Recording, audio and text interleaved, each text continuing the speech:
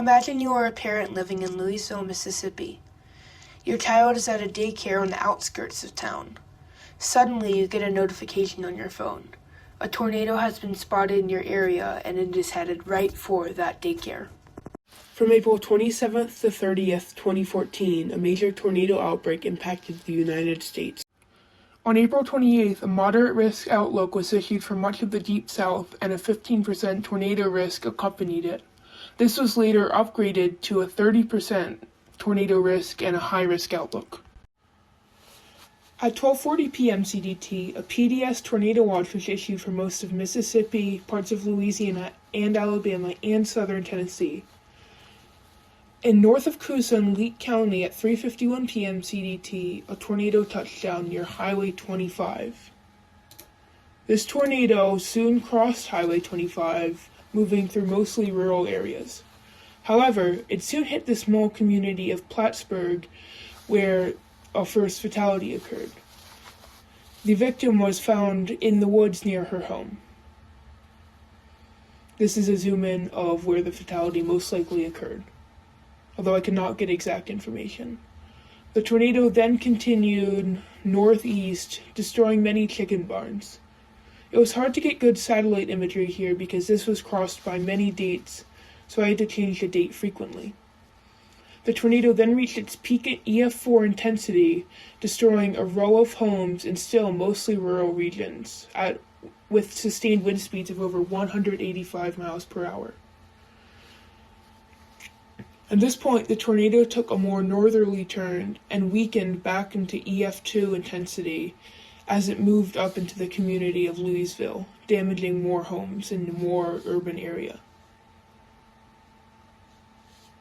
At this point, the tornado was still causing severe devastation, and it was actually beginning to strengthen again, and it hit a pretty big subdivision just south of Louisville, where EF3 damage was reported.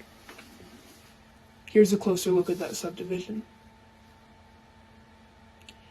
It then crossed near an industrial park and over it in some cases, destroying multiple homes.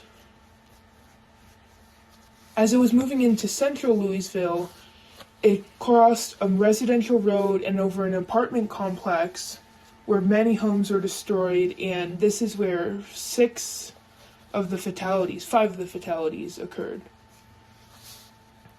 The damage here was near catastrophic, even though it was only at EF3 intensity compared to what had just been caused.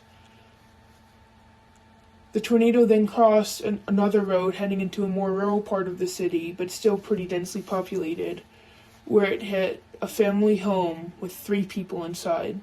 Unfortunately, all of them were killed.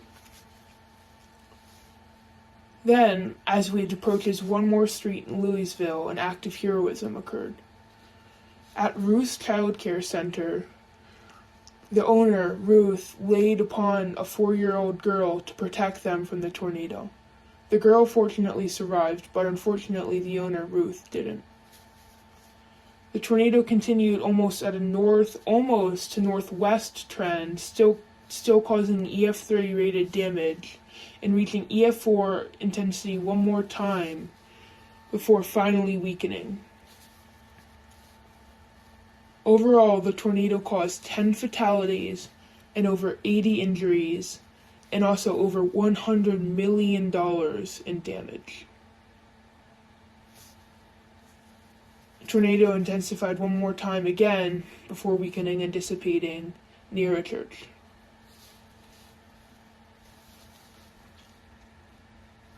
The tornado was especially long tracking over 20 miles through wilderness and the city of Louisville.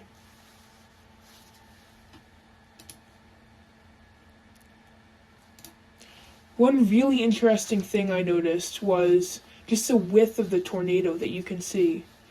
It appeared to be, based on the damage swath, almost a mile wide at some point as it was tracking through rural areas. Here you can see me measuring the width of the tornado to see if that's true. Just the damage scar alone, as you can see, was almost a kilometer wide. Unfortunately, the damage was complete. Homes, businesses, and warehouses were all destroyed in the tornado. One notable example of this is the Island Plaza apartments, which were completely swept off their foundations at EF3 intensity. These were two-story, well-built apartment buildings. Here are a couple of the Google Earth screenshots I took from Street View of the tornado's damage.